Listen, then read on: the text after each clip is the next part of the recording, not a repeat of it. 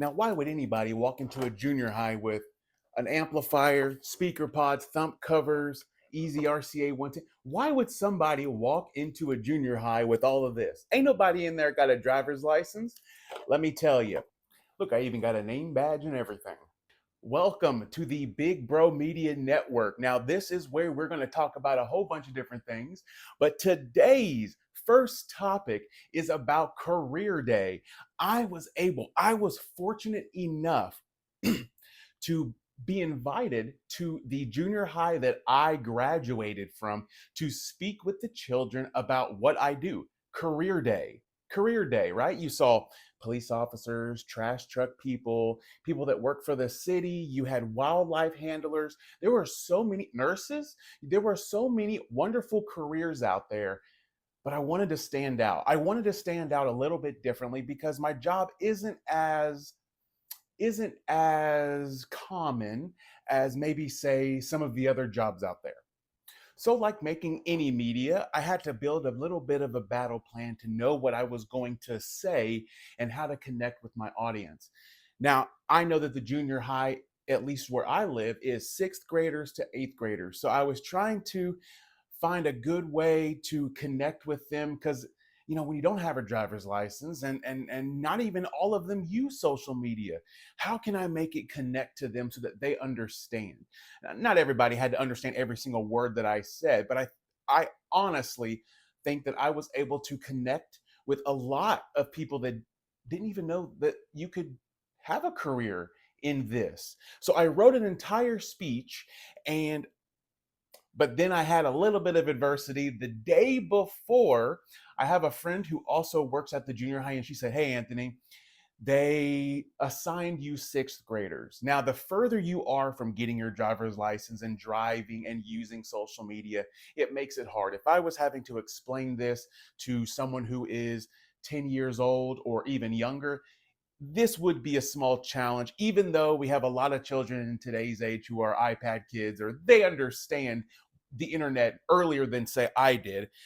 In junior high, that's when I first got my first phone, and it had no internet. It was just to text mom and tell her that I'm done with football practice, or to text dad and say, "Hey man, I not feeling very good today. Something happened," or whatever. It was emergency situations, and then talk to a couple girls here and there and a couple of your buddies here and there. But it really wasn't that crazy. Text messages then were 4 or 5 words because you had to really get down on the keyboard. But anyway, so I knew that going into this that I wasn't going to be able to connect like say I'm able to connect to some of the viewers today. Now, regardless of the audience that you have, it helps to be comfortable with public speaking. I actually don't have a problem with public speaking because of the sales positions that I've had in the past.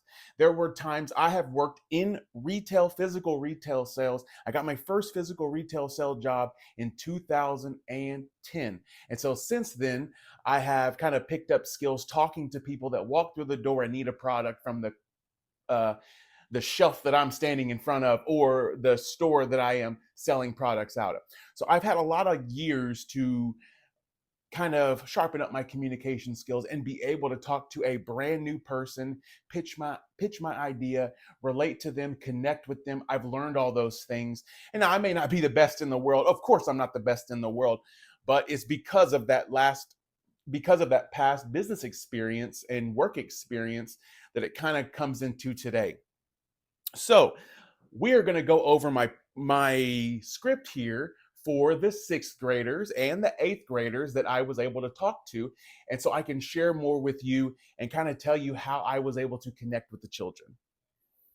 So every presentation, I wanted to grab their attention. I really wanted to grab their attention. So my first thing, I would clap, put my hands out, make myself look really big. And all the kids are like, what is it?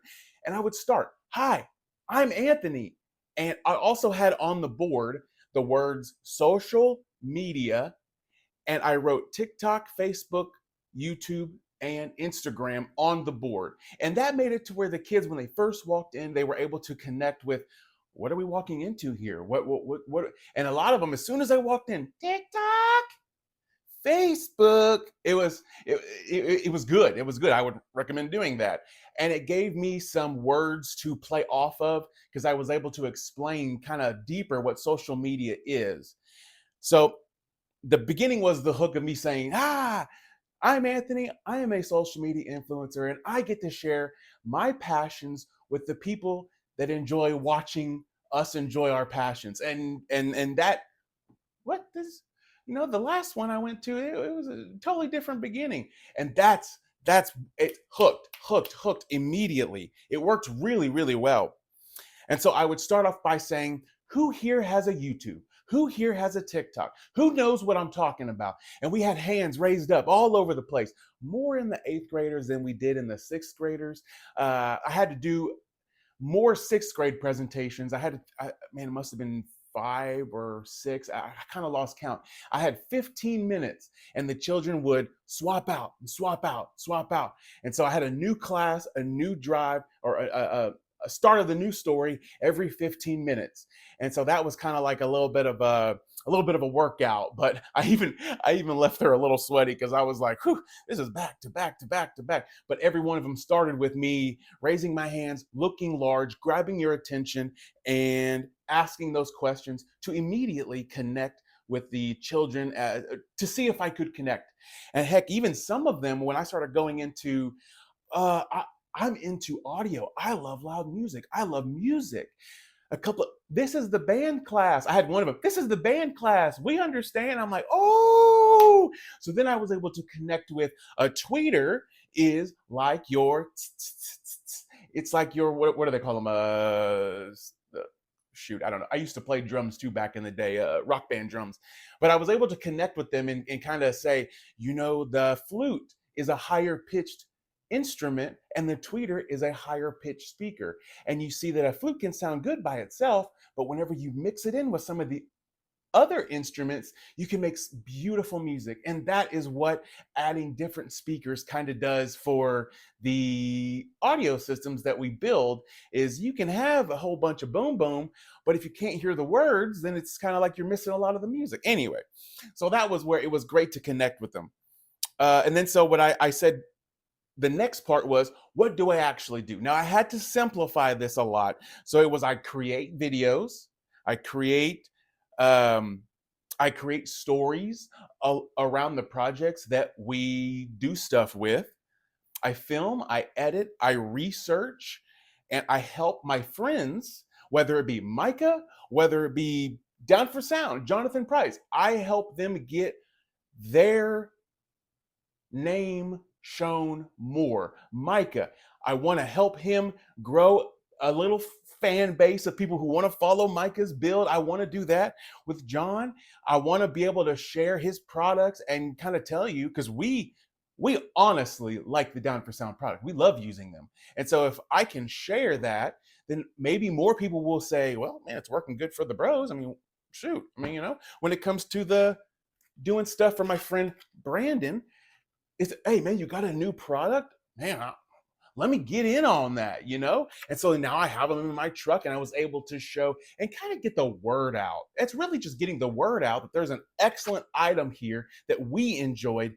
You may enjoy it just as much as us, maybe even more. I don't know. So that's where what I actually do is, that's kind of the premise of it.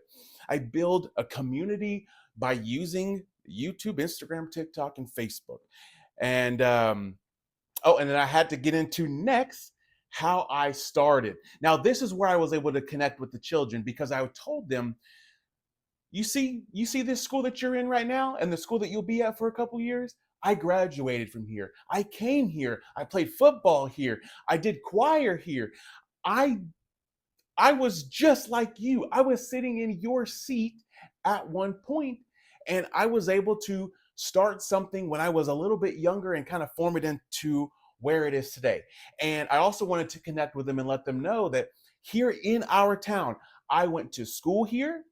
The next school you'll be at, the high school, I graduated there. And then if you decide you want to go to the community college, well, I graduated there too. So I'm a product of the town that I came from. And this is what I was able to do with a couple of skills that I picked up along the way, and a bunch of friends that I picked up along the way. That's really how it started. But I wanted to let them know that I found a passion that I love. That's putting music into different vehicles. I love loud music. That's the passion that I chose to start this whole thing. And if you have any passion for anything, social media, you will find your audience if you stay consistent and if you make things that people might want to see and might want to follow.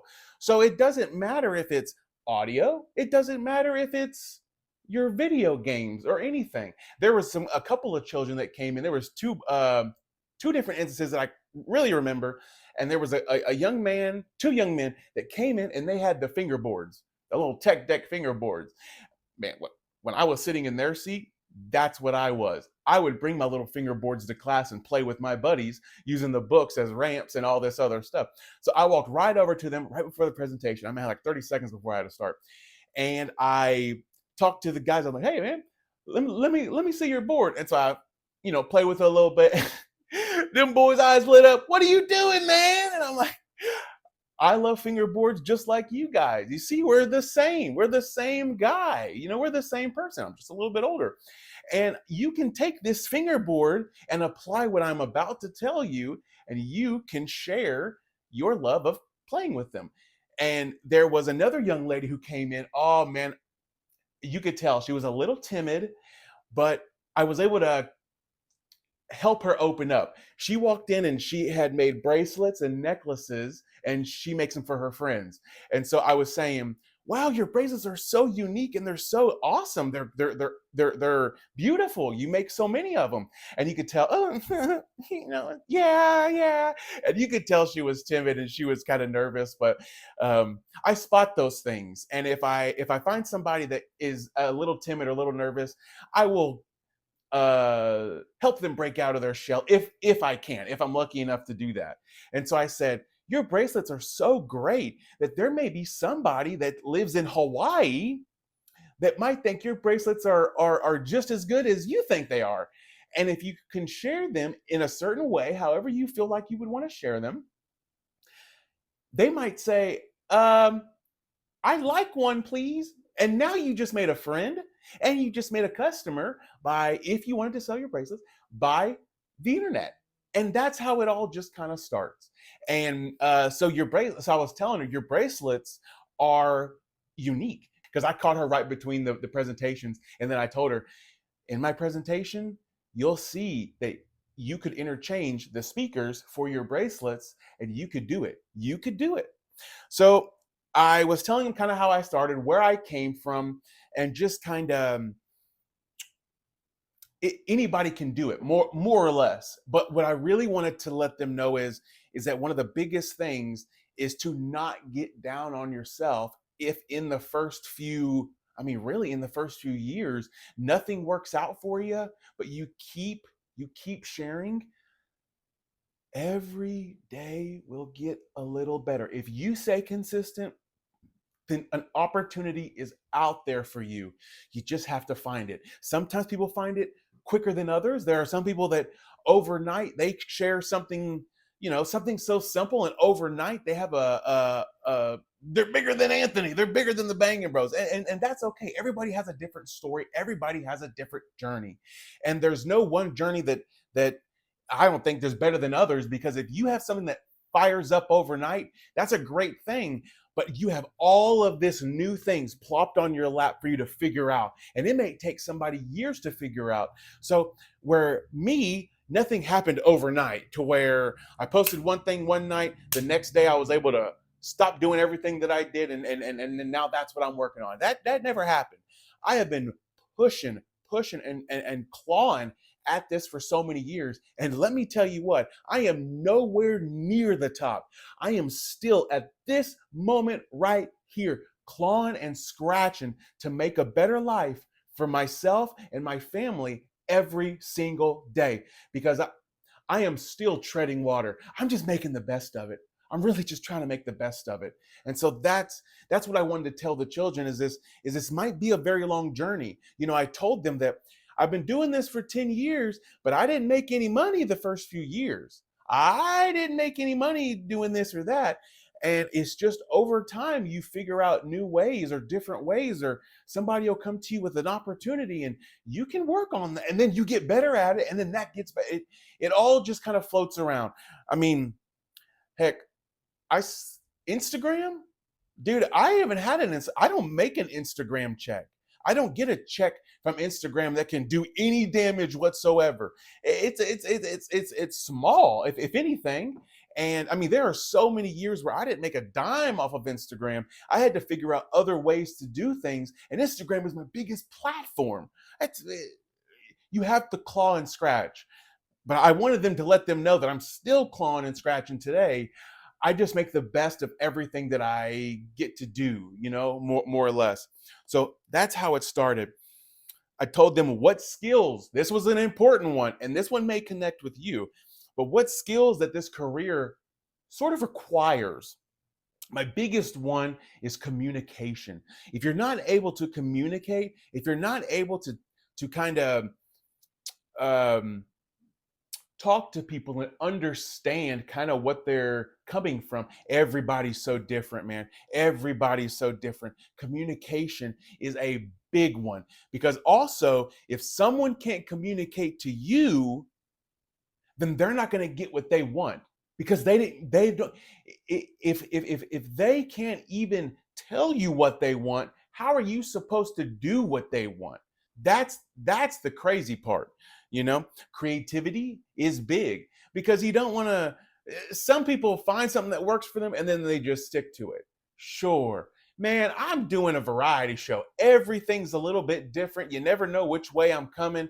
I have a certain style and a certain way about doing things, but also a lot of times there's not the same thing over and over and over. I tweak it, I change it, I want it to be a little different. I see social media and not social media, I see creating content like creating art. And although that I have an art style, I like everyone to be a little bit different. I don't, and maybe that's a bad thing for me, but that's where my creativity and my artist side kind of shine through. The third thing, consistency, not giving up. When you do it for 2 or 3 weeks and then you say, "Oh man, this week I'm just not gonna do it," or "I'm gonna wait, this ain't working, man," or whatever the case, man, consistency is major. You got to be here every day. If you want it every day, you got to put it out every day, and that makes it kind of hard. The other thing is research, learning more about your passion and learning more about what you're doing. The person with the most knowledge will go a lot further than the person who doesn't understand how it goes. So research patterns, research trends, research and figure out a better way to do it every single day. And see, that is another thing for me that slows me down, is because I'm also between every task trying to figure out a better way to do it and evolve. If I were to plop my same exact workflow today as it was 1 year ago, oh man, you would see a major difference in struggle. Last year, with everything that I'm working on, oh man, it was just a lot, man. There were so many nights where I just couldn't afford to go to bed before 12 a.m., before 12 at night. I couldn't afford that because I had to work all the way till 2 or 3 in the morning on certain things because I couldn't find a better way to do it. And so I found a better way to do it that's more efficient, that still gives me the same results. Boom. Now I'm able to research and figure out new things of what I want to work on. So research is a big one. The fifth one could be one of the biggest ones, is courage. Courage to turn the camera on yourself and speak. A lot of people are self-conscious of how they look on camera, how they appear on camera, how others would view them on camera. That is something that I had to work on and deal with, but Man, whenever I was making content and doing the sales stuff, I looked at it like I have someone in person, sometimes 3 or 4 customers in line waiting to talk to me or the next person at the whatever store it was. I didn't have time to worry about how do I look?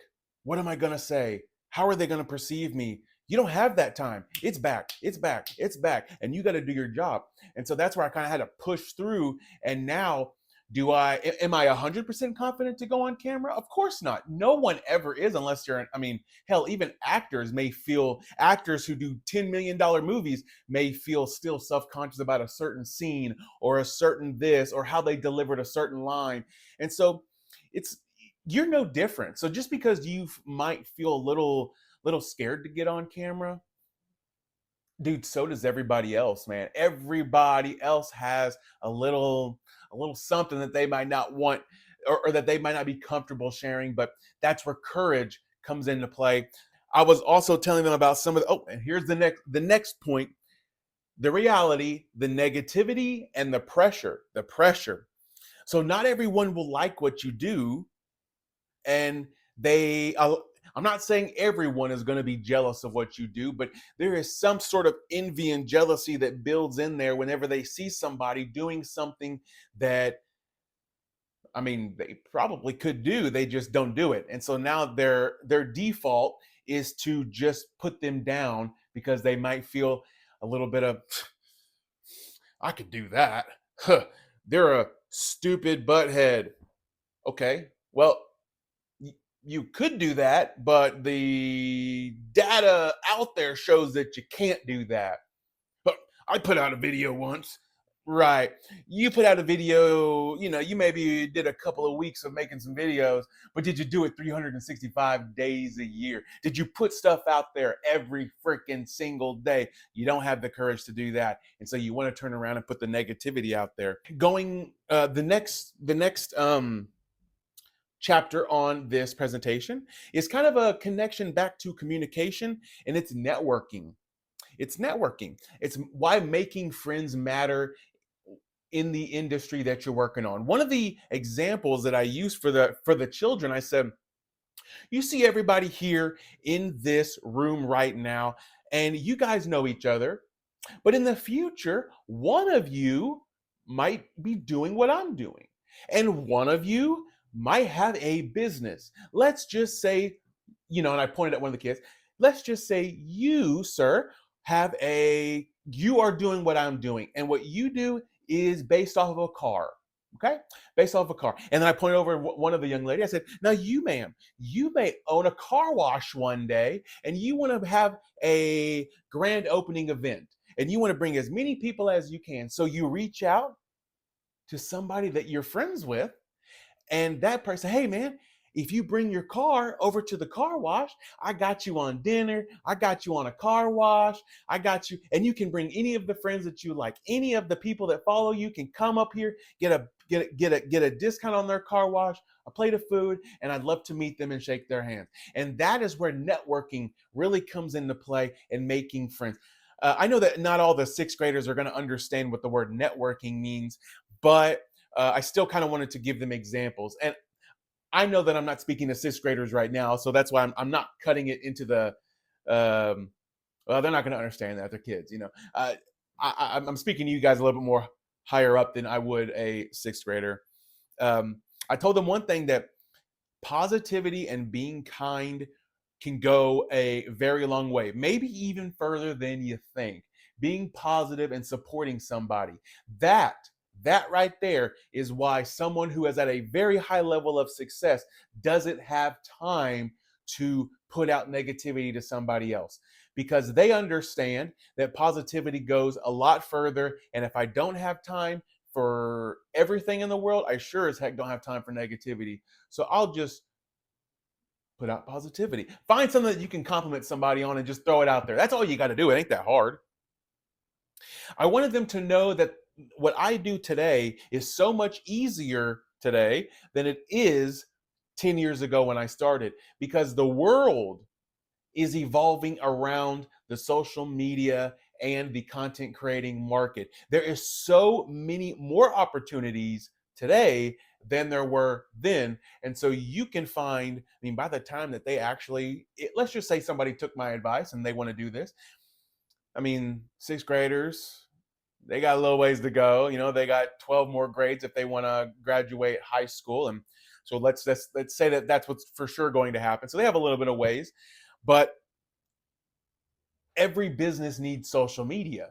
And so in the future, there's going to be even more jobs out there that they could pick up on if they were to start younger. And you could start in high school. You could start as, I mean, I also wanted to speak on them about safety and everything. And so sometimes there aren't it's not good to just push them and tell them go do it, go do it, go do it, because I'm also pushing them into a possible deep end where there is some bad things. So that's why I wanted to make sure every presentation had a moment where I spoke on safety and um kind of navigating through that. You can't always trust everything that plops on your lap because it could have negative uh, a negative thing for you. It could be a negative interaction. It could be bad. It could be, and I mentioned this, hacking and scamming are kind of, it just kind of comes with the internet. And I hate to say that, but it's really just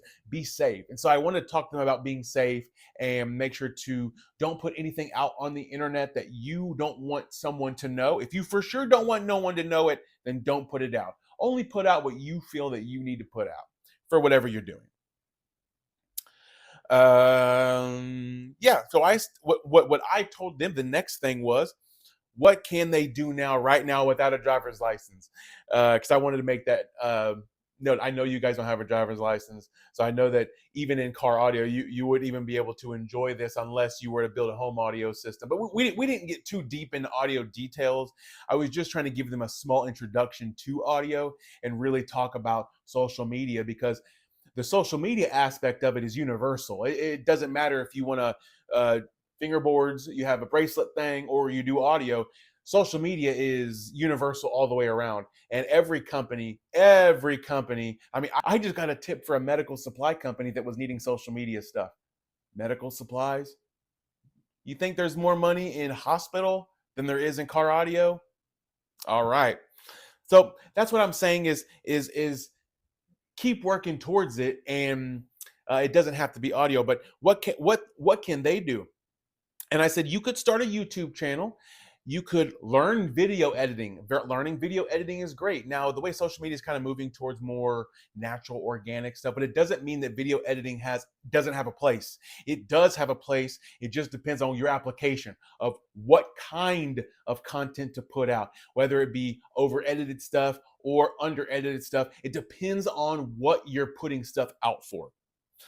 And then one of the big ones is, I want to say, if you do want to do this, to practice speaking on camera is a big thing. To kind of, I made the connection of in sports, athletes will watch their game tape back, and so they will see what they did wrong, how they threw the baseball, how they swung the bat. Okay, now I can adjust it. I need to drop my elbow, or I need to do this. And so that's the same way here. You watch yourself back. So what I did was I propped my phone up, and I started a little video. And I was like, blah, blah, blah, blah, blah, blah, blah. And so boom.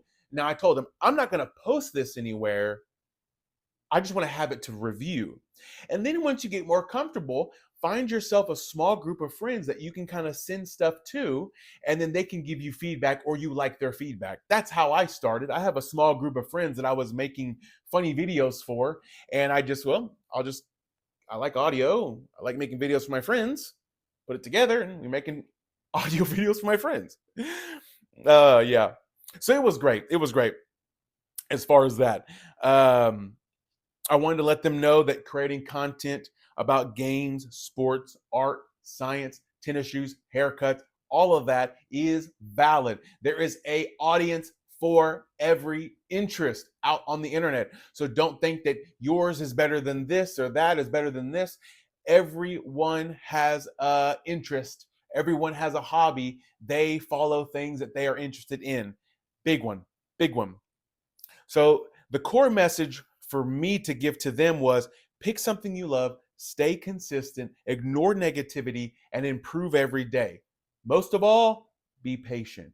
If you continue to share the things that you love, eventually it'll work. I wanted to let them know there's a statistic out there that most content creators don't make a dime. The majority. Now, like we've talked about overnight, there's a Sophie Rain type of and everything, but overnight, most content creators don't make a dime off of their stuff between 18 and 24 months. They don't see anything in the first few. So, and I don't think that you should you should think about that not as I've been making content for 4 years, but you put out one small post a month. You haven't really done much. You haven't really done much. That's 12 posts a year, man. I can put out 12 posts in a week. I can put out 12 posts in a day. I seriously can't, and I have 100%. So that's where, man, I've been doing this for 4 or 5 years, but let's see what you've done.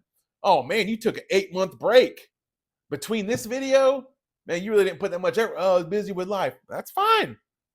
That's fine. I'm just saying, don't complain that you've done it for 10 years and you haven't done anything, but the only thing you've done is make one small Facebook post a month and think that that's going to do anything. The more you put out there, the more opportunities you are to get found and make a difference. So I would say that 18 to 24 months of really putting some work down, because there are people that could do this for a decade and never touch and see a thing, but they just haven't been at the right consistency and the right pace to make a difference.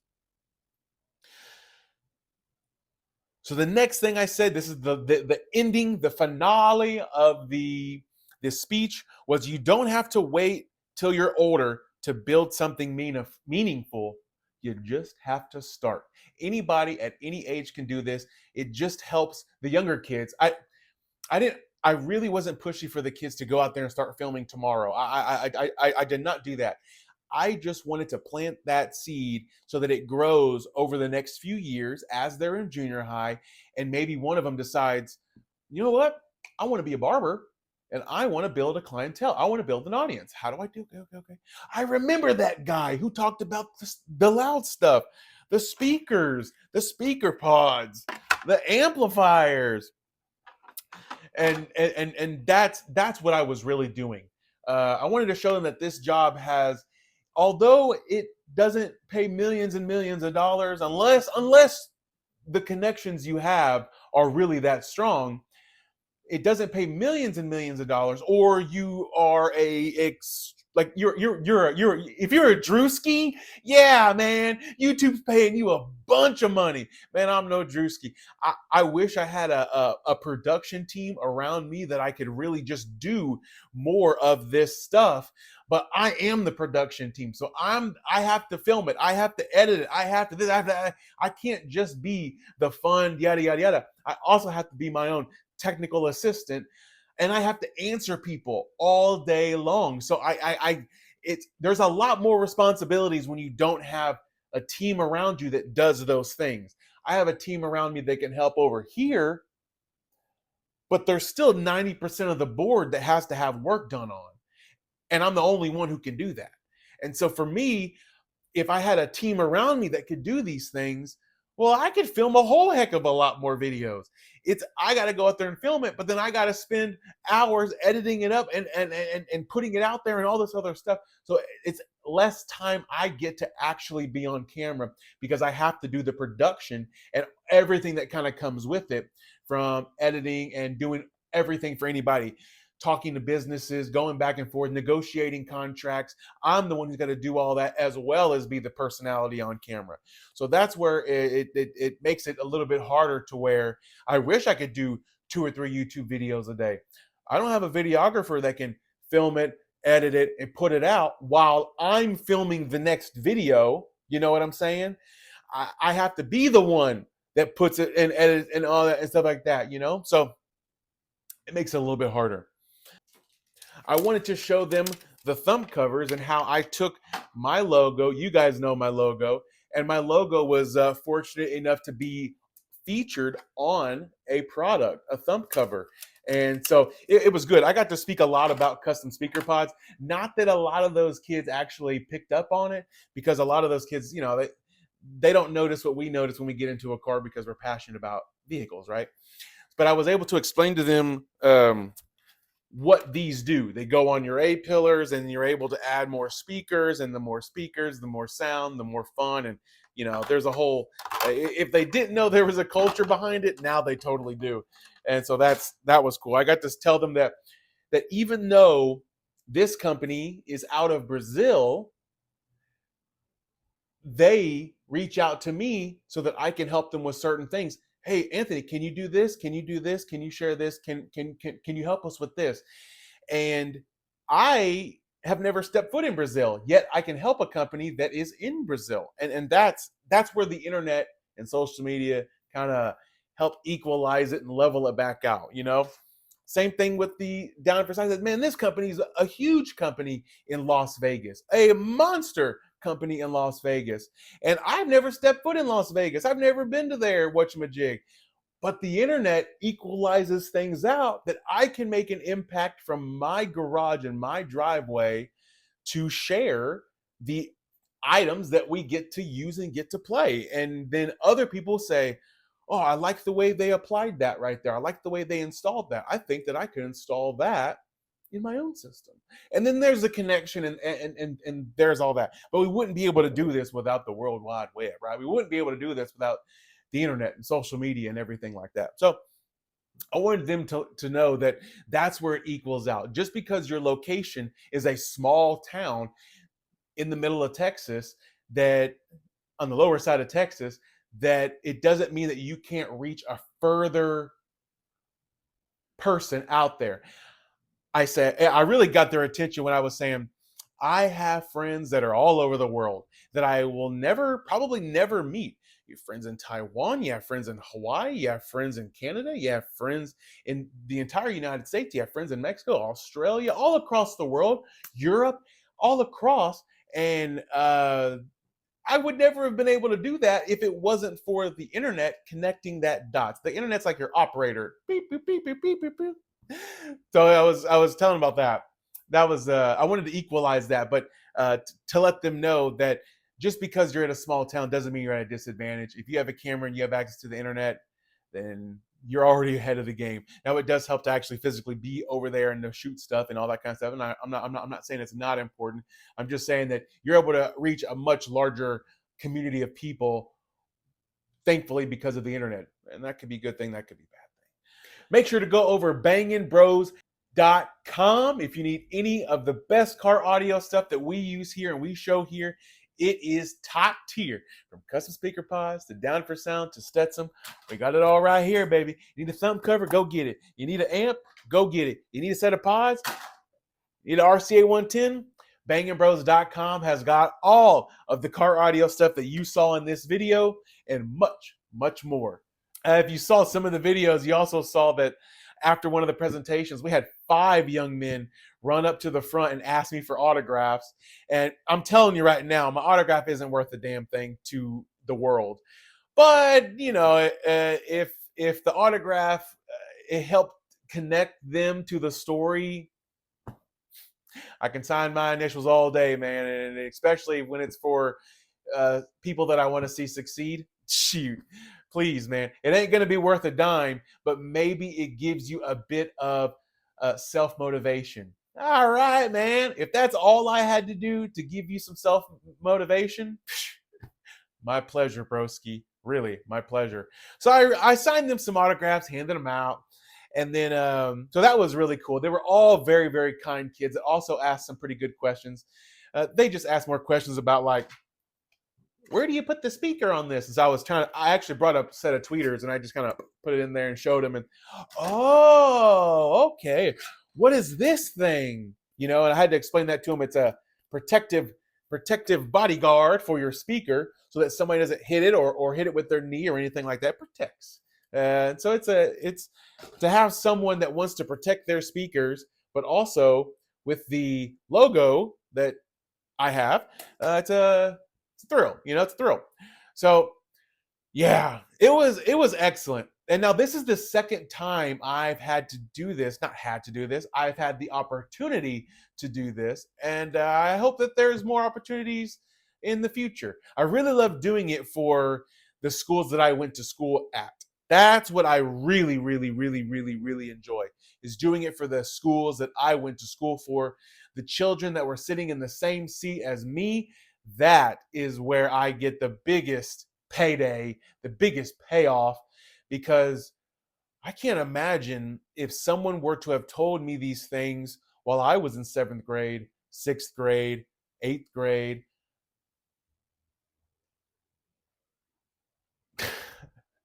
I graduated high school in 2010. And so I had already started making content and posting content before I graduated high school, but that's where I started to learn. That's when I started. If I were to have started in eighth grade, then maybe by my graduating high school, I would have been just even better at filming and shooting the videos. So, I don't know. I don't know. It's a different world we live in, but we can't look at the past like that. We got to look forward. And so that's where I was more than happy to share with the kids and to teach the kids and connecting with them. The one of the biggest things that was just great, I had their attention. I had their attention. Their attention was right here. And it was because I started my speech out. I was speaking to them. As far as public speaking, I know you got to move around the room, make eye contact with as many people as you can, make them feel that you're speaking to them one on one, but also making it feel like they're speaking to the group too. Because some people get kind of self-conscious whenever you're speaking just to them. They get self-conscious. So if you know the people that are having excellent attention, bounce, bounce, bounce, bounce, bounce, bounce, bounce, bounce, bounce, bounce. Walk around the room, change. If you're just standing straight, you're not using your hands, you're not changing your tone, you're not changing your voice, you're not changing the pace in which you speak, it's harder to follow. It's very, okay, am I reading out of a book, or someone reading out of a book, or what? And that's where I've learned communication. When I was in retail sales, I knew how to connect with somebody so that they felt comfortable asking me any questions so that I could help them get whatever product they wanted. It was easy as that. It was really easy. But if you ever get an opportunity, and if you don't have to do what I do, this is just what I do. But if you have any career, anything, and you get an opportunity to share it with the next generation, take that opportunity, man. Don't squander that opportunity. And know that, like, I'm telling you, dude, I gave those kids gold.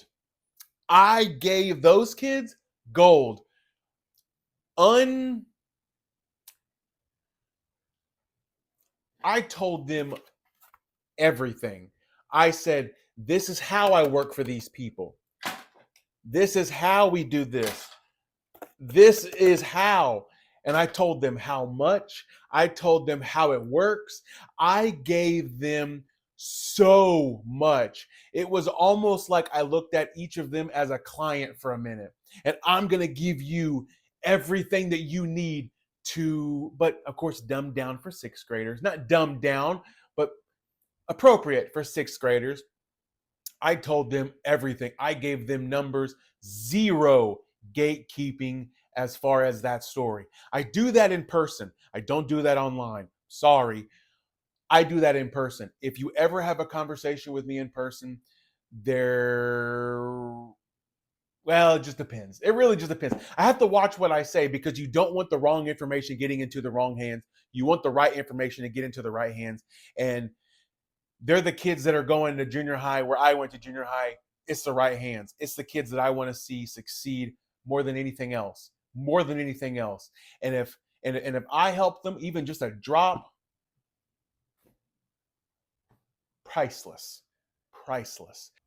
You know, one of the biggest ones is support too. I didn't, the kids, I should have said that to them too, is it is also the reason why I was able to do what I did, because my family supported me so much. They just knew the hustle that I was working on. So I was the first call to give a hand-me-down to, or to this to, or to this to, or to this to. So they helped me in so many different ways. My mom, my dad, my grandma. Mentally, the support was always there. That is where, if I had to say that I had one advantage over anybody else, it's because my family was so supportive in what I did. They cheered me. They cheered me on. Huge, huge, huge. But it's having friends and audience members that support you, and then your family on top of that. It's priceless, man. It really is. It really is.